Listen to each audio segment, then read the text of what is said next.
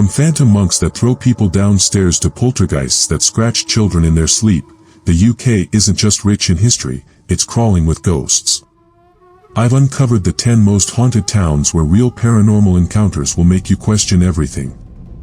These aren't campfire tales, these are documented cases of terror that still haunt locals today. If you think you're brave enough, join me as we walk through streets where the dead don't stay quiet, and where you might just take something supernatural home with you. Don't watch this alone. Help us reach 1,000 subscribers before September 1st, 2025. If you love spine-tingling ghost stories, hit subscribe and join our haunted community. 1. York. York is often called the most haunted city in Europe, and for good reason. With its ancient streets, medieval buildings, and dark history of Viking raids, plagues, and executions, it's no surprise that countless ghost stories linger here. The city's most famous haunted locations have been the subject of paranormal investigations, TV shows, and countless chilling eyewitness accounts. One of the most well-known haunted spots is the York Dungeon. While it's now a tourist attraction with theatrical scares, the building itself has a gruesome past. It stands on the site where many criminals and suspected witches were imprisoned, tortured, and executed. Visitors and staff have reported unexplained cold spots, shadowy figures, and disembodied whispers. Some have even claimed to hear the faint screams of long-dead prisoners echoing through the corridors.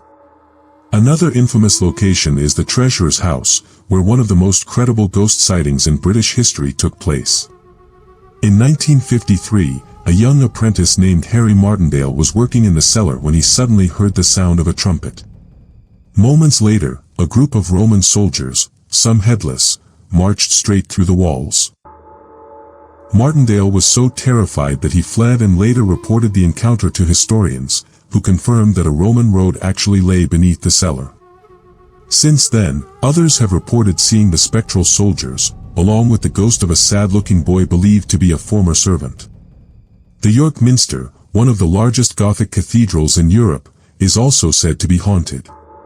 Construction workers restoring the building in the 20th century claimed to see the ghost of a medieval builder who fell to his death during its original construction. Others have reported hearing ghostly choir music when the cathedral is empty. One of the most persistent legends is that of a ghostly woman in white who wanders the cloisters, believed to be the spirit of a nun who died of heartbreak after being separated from her lover. Then there's the Golden Fleece, York's most haunted pub. Guests staying in its rooms have reported beds shaking on their own, objects moving, and the apparition of a Canadian airman who died there during World War II. The pub's most infamous ghost is Lady Peckett, the wife of a former Lord Mayor, who is said to glide through the corridors in her long dress. Some visitors have even captured strange orbs and shadowy figures in photographs. But perhaps the most disturbing haunting is at 30 Eastgate, where a poltergeist known as the Black Monk terrorized a family in the 1970s. Furniture flew across rooms, children were dragged from their beds by unseen hands, and a dark, hooded figure appeared multiple times. The case became so severe that the Church of England sent an exorcist, but even he was reportedly thrown down the stairs by the entity. With so many documented hauntings, York remains a hotspot for ghost hunters and paranormal enthusiasts. Whether it's the restless spirits of executed criminals, tragic lovers, or long-dead soldiers, the city's eerie past ensures that its ghost stories will continue to chill visitors for years to come. 2. Edinburgh. Edinburgh, Scotland's historic capital, is a city steeped in dark legends and real ghostly encounters. With its winding medieval streets, underground vaults, and grim history of plague, torture, and witch burnings, it's no wonder Edinburgh is considered one of the most haunted places in the world. The city's paranormal activity has been documented for centuries, with countless reports of restless spirits still wandering its ancient alleyways. One of the most haunted sites is Edinburgh Castle, perched ominously on Castle Rock.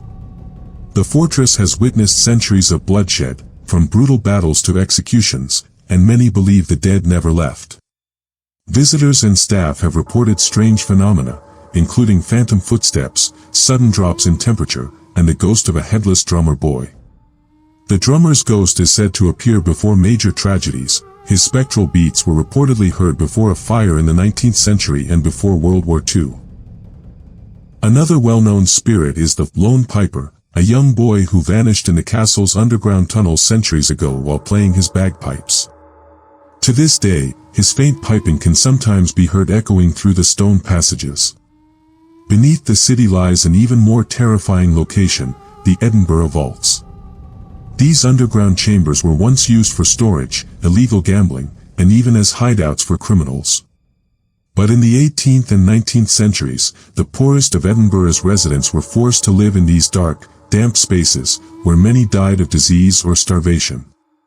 Today, the vaults are a hotspot for paranormal activity. Tour guides and ghost hunters have reported shadowy figures darting between rooms, disembodied whispers, and the feeling of being watched. One of the most infamous spirits is Mr. Boots, a menacing entity said to lurk in the darkest corners. Witnesses describe him as a tall, aggressive figure wearing heavy boots. Some have even claimed to be pushed or scratched by unseen hands. Another chilling location is Greyfriars Kirkyard, a graveyard with a grim past. In the 17th century, hundreds of Covenanter prisoners, Scottish Presbyterians who opposed the monarchy, were held in a section known as the Covenanters' Prison. Many died from starvation and exposure, and their tormented spirits are said to remain. The most notorious ghost here is the Mackenzie poltergeist, named after Sir George Mackenzie, a cruel judge who persecuted the Covenanters. After his tomb was disturbed in the 1990s, visitors began reporting violent attacks. People have been scratched, bitten, and even knocked unconscious by an unseen force. The activity is so intense that some paranormal investigators refuse to enter the area after dark. Even Edinburgh's streets are haunted. Mary King's Close, a hidden underground alleyway sealed off during the plague, is said to be filled with the spirits of those who died there. One famous ghost is Annie, a little girl abandoned by her family when she fell sick. Visitors often leave toys for her, and some claim to feel a small, cold hand tugging at their clothes. With so many documented hauntings, Edinburgh remains a magnet for ghost hunters and thrill seekers. Whether it's the tortured souls of Greyfriars, the lost children of the vaults, or the phantom soldiers of the castle, the city's past lingers in the most unsettling ways. These stories aren't just folklore, they're backed by centuries of sightings, making Edinburgh a place where the line between the living and the dead feels frighteningly thin. Free London. London, a city where history whispers from every cobblestone, holds some of the most chilling ghost stories in the world. With its gruesome past of executions, plagues, and murders, it's no surprise that countless spirits are said to linger in its ancient streets, royal palaces, and shadowy alleyways. The capital's haunted reputation is not just folklore. Many of these tales are backed by centuries of documented sightings, unexplained phenomena, and terrifying encounters that continue to unsettle visitors and locals alike. One of the most infamous haunted locations is the Tower of London, a fortress with a blood-soaked history spanning nearly 1,000 years. Countless prisoners met their end here, from executed queens to tortured traitors, and many believe their spirits never left. The most famous ghost is that of Anne Boleyn, Henry VIII's ill-fated second wife, who was beheaded in 1536. Her headless apparition has been seen drifting near the Tower's Chapel Royal, where she was buried, and even walking the corridors of the White Tower. Another tragic figure is the princes in the Tower, the young Edward V and his brother Richard, who mysteriously vanished in 1483, likely murdered on the orders of their uncle, Richard III. Guards have reported hearing the faint laughter of children in the dead of night, only to find the rooms empty. Even the Tower's resident ravens, said to protect the kingdom, are rumored to act strangely in the presence of unseen forces. Just a short walk from the Tower lies the 10 Bells, a pub with strong ties to the Jack the Ripper murders. Several of his victims were said to have drunk here before their gruesome deaths, and their restless spirits are believed to haunt the building. Staff and patrons have reported seeing the ghost of Annie Chapman, one of the Ripper's victims, staring forlornly from the upper windows. Others have heard phantom footsteps in empty rooms and felt sudden, icy chills, signs that the pub's tragic past may still linger in its walls. The Theatre Royal, Drury Lane, one of London's oldest theatres, is another paranormal hotspot. The most famous ghost here is the Man in Grey, a dapper figure in an 18th century powdered wig and cloak who appears in the upper balcony before vanishing into the walls. Sightings of him are considered a good omen for upcoming performances, but not all the theatre's ghosts are so benign. Actors and stagehands have reported eerie occurrences, from props moving on their own to the sound of a woman sobbing backstage, believed to be the spirit of a long-dead performer who took her own life after a failed love affair. Even London's grandest residence, Hampton Court Palace, has its share of ghostly inhabitants. The most well-known is Catherine Howard, Henry VIII's fifth wife, who was executed for adultery in 1542. Her terrified screams are said to echo through the haunted gallery, where she allegedly begged for mercy before being dragged away. Visitors have also reported encountering the Grey Lady, thought to be Sybil Penn, a nursemaid to Elizabeth I, who drifts silently through the palace corridors. Perhaps the most unsettling haunting, however, is at 50 Berkeley Square, once called the most haunted house in London. In the 19th century, a young woman threw herself from the top floor after suffering abuse, and her tormented spirit is said to have driven several people to madness, or even death. One story tells of a maid who spent a night in the house and was found the next morning, her hair turned white from terror, babbling about a monstrous, shapeless entity that stalked her in the darkness. From royal ghosts to murdered innocents, London's spectral residents are as diverse as the city itself. These aren't just campfire tales, they're stories passed down through generations, backed by countless eyewitness accounts and unexplained events. Whether you believe in the supernatural or not, walking through London's oldest streets at night, it's hard to shake the feeling that you're not entirely alone. The past here has a way of making itself known, often in the most chilling ways imaginable. For Whitby. Whitby, a picturesque seaside town on the Yorkshire coast, holds a darkness beneath its charming facade that has inspired ghost stories for centuries. Famous as the place where Bram Stoker found inspiration for Dracula, Whitby's winding cobbled streets, looming abbey ruins, and fog-drenched harbor create the perfect setting for supernatural tales. But beyond the fictional vampire, the town has genuine haunted history, documented encounters with restless spirits that continue to unsettle visitors to this day. The most iconic landmark, Whitby Abbey, stands in skeletal ruins atop the East Cliff, its Gothic arches casting long shadows even in daylight. The abbey dates back to the 7th century and has witnessed Viking raids, plagues, and the dissolution of the monasteries under Henry VIII. Many believe the spirits of heartbroken nuns and monks still linger. One of the most frequently reported apparitions is the White Lady, a spectral figure seen gliding through the abbey's ruins. Legend says she was a nun who fell in love with a sailor. When he never returned from sea, she threw herself from the cliffs in despair. Visitors have claimed to see her ghostly form near the cliff edge, her mournful cries carried by the wind. Others report sudden drops in temperature and the feeling of unseen hands brushing against them as they explore the ruins. Down by the harbor, the old town hides its own ghosts. The Eliza Room at the Resolution Hotel is notorious for poltergeist activity. A young woman named Eliza is said to have died there in the 19th century, and her spirit refuses to leave. Guests staying in the room have reported blankets being ripped off beds, doors slamming shut on their own, and the sound of a woman weeping in the dead of night. Some have even captured shadowy figures in photographs, blurred, human-like shapes standing in corners before vanishing. Another haunted spot is the Church of St. Mary, perched on the cliffs beside the abbey. Its graveyard, filled with weathered headstones, is where Stoker imagined Dracula rising from his coffin. But the real terror lies inside the church. Visitors have reported hearing ghostly hymns when the building is empty, and the apparition of a crying boy has been seen near the pews. According to local lore, he was a child who drowned in the harbor, and his spirit returns, forever searching for his family. Even Whitby's pubs are haunted. The Fleece Inn, one of the town's oldest, is home to a mischievous spirit named Geoffrey. Believed to be a former landlord, Geoffrey moves objects, turns beer taps on and off, and has been known to playfully tug at patrons' clothing. Staff have grown accustomed to his antics, but newcomers often leave wide-eyed after experiencing his unseen presence. Perhaps the most chilling tale is that of the Hand of Glory at the Whitby Museum. This mummified hand, taken from a hanged criminal in the 18th century, was once used by thieves to paralyze homeowners during robberies. It's said to still hold dark energy. Visitors report feeling dizzy or nauseous near its display case, and some claim to have seen the fingers twitch when no one is looking. Whitby's ghosts aren't just stories, they're woven into the town's very fabric.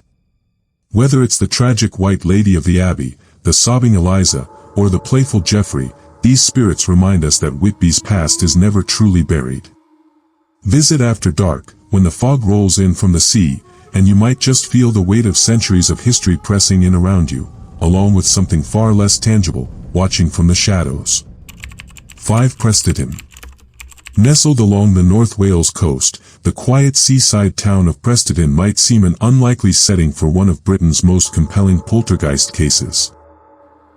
Yet in the 1980s, a modest house on Brintig Terrace became ground zero for terrifying supernatural activity that would attract the attention of researchers from the Society for Psychical Research and leave a family traumatized. What became known as the Preston poltergeist remains one of the most thoroughly documented cases of its kind, with multiple witnesses reporting objects flying across rooms, unexplained fires, and even physical attacks by an unseen force. The disturbances began in 1983 when the Pritchard family, parents Jean and Philip, along with their teenage son, David, started experiencing strange occurrences in their home. It started with small things: taps turning on by themselves, lights flickering without explanation, and objects moving when no one was near them. But soon, the activity escalated dramatically. Furniture slid across the floor as if pushed by invisible hands, heavy ornaments flew off shelves, and family members reported being pinched or slapped by something they couldn't see. One of the most chilling incidents occurred when Jean Pritchard watched in horror as a heavy settee lifted off the ground and flipped over on its own. The poltergeist seemed to focus its energy on David, the teenage son. Witnesses, including police officers and paranormal investigators, saw objects move toward him as if drawn by an unseen force. On one occasion, a wardrobe inexplicably toppled onto his bed while he slept, narrowly missing him. Another time, a Bible in the house flew across the room and landed at David's feet, falling open to a passage about evil spirits. The family's vicar was called in to bless the house, but the activity only worsened, a common theme in poltergeist cases where religious intervention sometimes aggravates the entity. Researchers from the Society for Psychical Research conducted an extensive investigation, ruling out hoaxes or natural explanations. They recorded unexplained temperature drops, sudden gusts of wind indoors, and even captured photographs showing strange streaks of light and mist that couldn't be explained. One investigator, Peter Underwood, a renowned paranormal researcher, described feeling an oppressive presence in the house, as if something malevolent was watching him. The Pritchards eventually moved out, unable to endure the relentless haunting. Subsequent owners reported no disturbances, suggesting the poltergeist was tied to the family, specifically to David, as poltergeist cases often center around adolescents, possibly due to subconscious psychokinetic energy. However, those who experienced the events firsthand remain convinced something supernatural tormented them. To this day, the Preston poltergeist case is cited in paranormal studies as evidence of poltergeist phenomena. While skeptics argue it could have been an elaborate hoax, the sheer number of witnesses, including police and researchers, lends credibility to the claims. The Pritchards' ordeal serves as a reminder that even in quiet coastal towns, the boundary between our world and the unexplained can sometimes wear dangerously thin. The house still stands on Brintig Terrace, its ordinary appearance belying the terror that once unfolded within its walls. Those familiar with the case often wonder if the poltergeist is truly gone, or if it's merely waiting for the right conditions to return. 6. Gloucester. The historic city of Gloucester, with its medieval cathedral and cobbled streets, hides a darker side, one that came to terrifying light in the 1970s when an ordinary terraced house became the site of one of Britain's most violent poltergeist cases. The haunting at 30 Eastgate Street shocked paranormal investigators and made headlines across the country, with its malevolent entity known as the Black Monk of Gloucester, a spirit so aggressive it reportedly threw a grown man down the stairs and left children with unexplained scratches. The terror began when the Pritchard family, no relation to the Preston case, moved into the seemingly normal house in the early 1970s. At first, the disturbances were minor, faint footsteps in empty rooms, objects moving slightly out of place. But soon, the activity escalated into something far more sinister. The family's two daughters, Margaret and Janet, bore the brunt of the attacks. They reported waking up to find deep scratches on their arms, as if clawed by an invisible hand. Furniture would slide across the floor on its own, and doors slammed shut with enough force to shake the walls. The family's pet dog refused to enter certain rooms, growling at unseen presences before fleeing in fear. The entity soon revealed itself more clearly, a shadowy figure dressed in a long, hooded robe, resembling a monk. The girls described it as having glowing red eyes and a terrifying, unnatural grin. It became known as the Black Monk, though its origins remain a mystery. Some speculated it was the spirit of a vengeful medieval monk, while others believed it to be a darker, inhuman force. Whatever it was, its presence grew increasingly violent. One night, the girl's father, Bill Pritchard, was hurled down the stairs by an unseen force, leaving him bruised and shaken. Another time, Margaret was dragged from her bed by her hair, screaming as something invisible pulled her across the room before her parents could intervene. Desperate for help, the Pritchards contacted the Church of England, which sent an exorcist to cleanse the house. The ritual only seemed to enrage the entity further.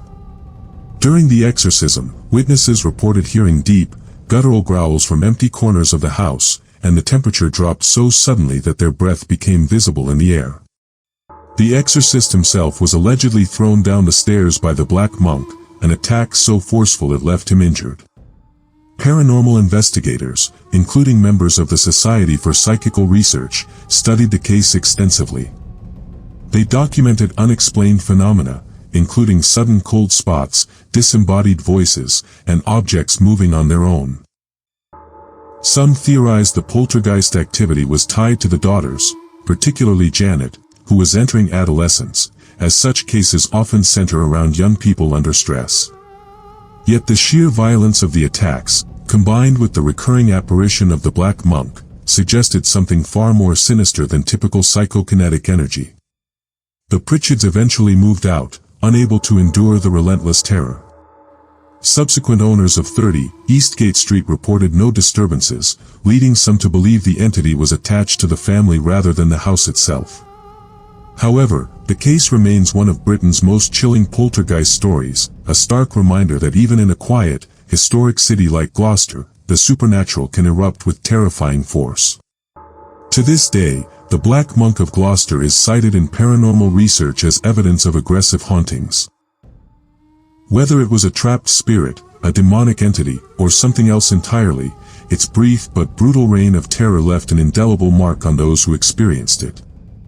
The house still stands on Eastgate Street, its ordinary red brick facade belying the horrors that once unfolded inside. Those who know the story can't help but wonder if the Black Monk is truly gone, or if it's merely waiting for its next victims. 7 Stirling. Perched dramatically atop an ancient volcanic crag, Stirling Castle has stood as a silent witness to some of Scotland's bloodiest battles and darkest intrigues. With a history stretching back to at least the 12th century, it's no surprise that the castle is considered one of Scotland's most haunted locations. The stone walls seem to hold memories of the past, and many visitors leave convinced they've encountered something beyond explanation. Among the numerous spirits said to roam the castle, one stands out. The tragic Green Lady, whose appearances are often seen as an omen of impending danger. The Green Lady is perhaps Stirling Castle's most famous ghost, a spectral figure dressed in flowing green robes who has been sighted for centuries. Most often seen in the castle's queen and gardens and near the old kitchens, she is believed to have been a servant to Mary, Queen of Scots. According to legend, she died trying to save the queen from a fire that broke out in the castle. Her ghostly form is said to appear just moments before disaster strikes, a chilling remnant of her life spent in service. Staff and visitors have reported seeing her darting through corridors or standing near windows, her face etched with worry, before vanishing into thin air. Some claim to have felt an icy chill when she appears, while others report the faint smell of smoke lingering in her wake. But the Green Lady isn't the only spirit said to haunt Stirling Castle. The Pink Lady, another tragic figure, is often spotted in the castle's royal apartments. Unlike the Green Lady, her appearances are less ominous. She is said to be the ghost of a noblewoman who threw herself from the castle walls after her lover was killed in battle. Visitors have described seeing a pale, sorrowful woman in a pink gown standing near windows, gazing out as if waiting for someone who will never return. Some have even heard the sound of soft weeping echoing through the empty halls late at night. The castle's military history has also left its mark on the supernatural landscape. The ghost of a Highland soldier, still clad in his tattered uniform, has been seen wandering the battlements, his face grim and his expression haunted. Some believe he is a remnant of the castle's turbulent past, perhaps a soldier who died defending Stirling during one of Scotland's many wars. Others claim to have heard the sound of marching feet and distant battle cries, as if the castle's violent history occasionally replays itself in the dead of night. One of the most unsettling areas of the castle is the dungeons, where prisoners were once held in horrific conditions. Visitors have reported feeling an overwhelming sense of dread in these underground chambers, as if the suffering of those who died there still lingers in the air. Some have claimed to hear faint moans or the rattling of chains, despite there being no physical source for the sounds. Others have felt unseen hands brush against them in the darkness, as if the spirits of the condemned are desperate to make their presence known. Stirling Castle's hauntings are not just stories, they are experiences that continue to unsettle those who encounter them. Whether it's the Green Lady's ominous appearances, the Pink Lady's sorrowful vigils, or the echoes of long-dead soldiers, the castle seems to exist in a space where the past is never truly gone. For those who walk its halls after dark, the line between history and the supernatural often blurs, leaving them with the uneasy feeling that they are not alone. The stones of Stirling Castle hold more than just memories, they hold spirits that refuse to be forgotten. 8. Canterbury. The ancient city of Canterbury, with its towering cathedral and labyrinth of medieval streets, has been a pilgrimage site for centuries. But not all who come here seek spiritual enlightenment, some are drawn by its reputation as one of England's most haunted cities. Beneath its picturesque facade lies a darker history of murder, martyrdom, and restless spirits that refuse to move on. From the ghostly echoes of murdered monks to the tragic apparitions that haunt its historic buildings, Canterbury's spectral residents are as much a part of the city as its famous cathedral. At the heart of Canterbury's ghostly lore stands Canterbury Cathedral, a site of worship for over 1,400 years and the scene of one of England's most infamous murders, the killing of Archbishop Thomas Becket in 1170. Becket's brutal assassination by knights loyal to King Henry II left a stain on the cathedral that many believe lingers to this day. Visitors to the crypt where he was originally buried report sudden drops in temperature, the sound of whispered Latin chants, and the overwhelming feeling of being watched. Some have even claimed to see Becket's ghost near the site of his martyrdom, dressed in full archbishop's robes, his face solemn as if still grieving his violent end. The cathedral's cloisters are said to be haunted by the Grey Lady, believed to be the spirit of a nun who died of a broken heart after being separated from her lover. Her ghostly form has been seen gliding silently along the stone walkways, her head bowed in eternal sorrow. Just a short walk from the cathedral lies the old weaver's house, a timber-framed building that dates back to the 16th century. Now a restaurant, it was once a hiding place for persecuted Huguenot weavers, and their tragic history seems to have left an imprint on the building. Staff and diners have reported seeing shadowy figures moving in the upper windows when no one is there, hearing the sound of looms creaking in empty rooms, and feeling sudden, inexplicable drafts of cold air. The most active spot is said to be the attic, where some believe the spirits of weavers who died in poverty still linger, forever trapped in their place of refuge. One of Canterbury's most chilling hauntings centers around the House of Agnes, a boutique hotel with a particularly ghostly reputation. Named after a character in Charles Dickens' David Copperfield, the building is said to be haunted by the spirit of a young woman who died there in the 19th century. Guests have reported waking in the night to find a spectral figure standing at the foot of their bed, her face etched with sadness. Others have heard the sound of a woman sobbing in empty corridors, the cries seeming to come from nowhere and everywhere at once. The hotel's most famous ghost, however, is the White Lady, who has been seen floating through the garden, her pale dress glowing faintly in the moonlight before she vanishes without a trace. For those brave enough to explore Canterbury's darker side, the Canterbury Ghost Tours offer a glimpse into the city's haunted history. Guides recount tales of the headless drummer, a spectral figure said to march through the streets at night, his drumbeats echoing ominously through the empty lanes. Legend has it that he was a soldier executed for falling asleep on watch, now doomed to forever patrol the city he failed to protect. Others speak of the phantom coach that races through the city's Westgate gardens, its ghostly horses snorting steam as it disappears into the night, a relic from Canterbury's days as a bustling medieval hub. What makes Canterbury's hauntings so compelling is how deeply intertwined they are with the city's rich history. These aren't generic ghost stories.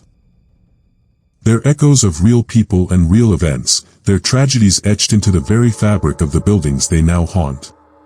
Whether it's the mournful spirit of Becket in a cathedral, the restless weavers in their attic refuge, or the heartbroken White Lady in the garden, these ghosts serve as reminders that Canterbury's past is never truly past.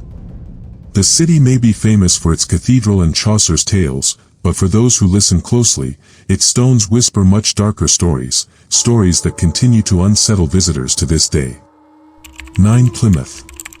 Plymouth's rugged coastline and rich maritime history have long been a breeding ground for ghostly tales. As one of Britain's most important naval ports, the city has witnessed centuries of warfare, exploration, and tragedy, events that seem to have left an indelible mark on its oldest buildings. From spectral sailors still patrolling the docks to heartbroken spirits lingering in historic theaters, Plymouth's ghosts are as much a part of the city's fabric as its naval heritage. One of the most famous haunted locations is the Theatre Royal, where performers and staff have reported eerie encounters for decades. The most persistent spirit is the Blue Lady, believed to be a former actress who died tragically during a performance in the 19th century. Dressed in a flowing blue gown, she has been spotted drifting through the backstage areas and even sitting in empty seats during rehearsals. Actors have reported feeling an icy presence beside them on stage, while others claim their props move inexplicably when no one is nearby. The theater's staff have grown accustomed to her presence, some even acknowledging her with a polite, "good evening," when they sense her nearby. Not far from the theater stands Preston House, one of Plymouth's oldest buildings, dating back to 1490. This medieval gem is said to be haunted by the ghost of a grieving mother who lost her child during the plague. Visitors have reported hearing the faint sound of a child's laughter echoing through its ancient halls, followed by the heart-wrenching sobs of a woman. Others have seen a shadowy figure in period clothing standing at the top of the staircase, only for it to vanish when approached. The house's most chilling phenomenon is the sudden, overwhelming scent of decay that sometimes fills certain rooms, a grim reminder of the plague victims who once died within its walls. Plymouth's maritime history has also left its mark on the supernatural landscape. The Royal Citadel, a 17th-century fortress built to defend the port, is said to be haunted by the ghost of a soldier who was executed for falling asleep on duty. Guards patrolling the walls at night have reported seeing a shadowy figure in an outdated uniform marching along the battlements, his face twisted in eternal anguish. Some claim to hear the sound of a single gunshot at midnight, the echo of his execution replaying across time. Down by the waterfront, the Barbican district holds its own ghostly secrets. The Old Plymouth Gin Distillery, one of England's oldest working distilleries, is rumored to be haunted by former workers who met tragic ends. Staff have reported tools moving on their own, unexplained footsteps in empty corridors, and the distinct smell of gin wafting through areas where none is being produced. The most active spirit is said to be a former foreman who died in a machinery accident. His gruff voice has been heard barking orders long after his death. Perhaps the most tragic of Plymouth's ghosts is the Lady in White of Mount Edgecombe House. Legend says she was a young bride who threw herself from the cliffs after learning her husband had been lost at sea. Her spectral figure has been seen wandering the cliffs at dusk, her wedding dress billowing in the wind as she gazes hopelessly out to sea. Visitors who approach her claim to feel overwhelming despair before she vanishes into thin air. What makes Plymouth's hauntings so compelling is how they reflect the city's history, each ghost a fragment of the past refusing to fade away. Whether it's the heartbroken actress at the Theatre Royal, the plague victims of Preston House, or the doomed soldiers of the Royal Citadel, these spirits serve as reminders that Plymouth's history is written not just in stone and sea, but in something far more ephemeral. For those who walk its streets at night, particularly along the shadowy lanes of the Barbican, it's easy to believe that the boundary between past and present is thinner here than most places, and that some souls are destined to wander Plymouth forever. 10. Derby. Nestled in the heart of England, Derby may be best known for its industrial heritage, but beneath its unassuming exterior lies a darker history of restless spirits and unexplained phenomena. From haunted hotels to spectral surgeons, the city's ghostly residents have left an indelible mark on those who've encountered them. These aren't just campfire tales, they're well-documented encounters that continue to intrigue paranormal investigators and unsettle locals. One of Derby's most famous hauntings centers around the Old Bell Hotel, a historic coaching inn dating back to the 17th century. Room 21 is notorious for its resident ghost, Dr. Samuel Lamb, a former physician who allegedly conducted illegal experiments on patients in the 1800s. Guests staying in the room have reported waking to the sensation of being watched, only to see the shadowy figure of a man in Victorian clothing standing at the foot of the bed. Others have heard strange scratching noises and disembodied whispers, as if the doctor is still muttering to himself about some long-forgotten medical procedure. The most chilling accounts describe an invisible force pressing down on sleepers, a phenomenon known as old hag syndrome, with some guests reporting they could actually smell the faint scent of antiseptic and decay during these encounters. Just a short walk from the Old Bell, Derby's Cathedral Quarter holds its own spectral secrets. The Silk Mill, considered the world's first modern factory, is said to be haunted by the ghosts of child laborers who met tragic ends during the Industrial Revolution.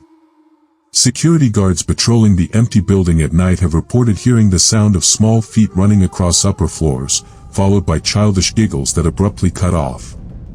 Others have seen small, shadowy figures darting between the antique machinery when no one else is present. The most disturbing reports come from the basement, where visitors describe feeling small hands tugging at their clothes and hearing faint, desperate pleas for help that seem to come from the very walls themselves. Derby's theatrical history also has a ghostly undercurrent. The Guildhall Theatre, built on the site of a former prison, is haunted by multiple spirits. The most frequently seen is the Grey Lady, believed to be a former actress who died of a broken heart after being abandoned by her lover. She's often spotted in the upper balcony, watching performances with a sad expression before vanishing into thin air. Stagehands have reported tools going missing only to reappear in impossible locations, while actors have spoken of feeling an unseen presence standing just behind them during solitary rehearsals. The theater's darkest energy seems concentrated in the dressing rooms, where several performers have reported seeing a gaunt, hollow-eyed man staring at them from mirrors, a spirit some believe to be a former prisoner who died in the cells that once stood on the site. Perhaps the most unsettling of Derby's hauntings is found at Derby Jail, now a museum but once a place of execution and suffering. Visitors and staff have reported sudden temperature drops, unexplained banging noises, and the feeling of being touched by invisible hands. The most active spirit is said to be William Cook, the last man hanged at the jail in 1907. His ghost has been seen lingering near the gallows, with some visitors claiming to hear the creak of the noose rope and desperate gasping sounds even when the room is empty. Others have captured strange orbs and misty figures in photographs taken in the execution chamber, often accompanied by an overwhelming sense of despair that lingers long after leaving the area. What makes Derby's ghost stories so compelling is how they reflect the city's industrial and social history. From the tormented doctor at the Old Bell to the child laborers of the Silk Mill, these spirits seem to be echoes of real people whose lives, and deaths, were shaped by Derby's past. The city may not have the Gothic castles or ancient ruins of more famous haunted locations, but its ghosts are no less real to those who've encountered them. For visitors exploring Derby's historic sites after dark, there's often the unnerving sense that the past isn't quite finished with the present, and that some stories are destined to repeat themselves in the most chilling ways. Whether you believe in the supernatural or not, Derby's haunted history has a way of making skeptics think twice when they hear an unexplained footstep in an empty corridor or feel an unexpected chill in a room with no drafts. In this unassuming Midland city, the line between the living and the dead sometimes feels frighteningly thin.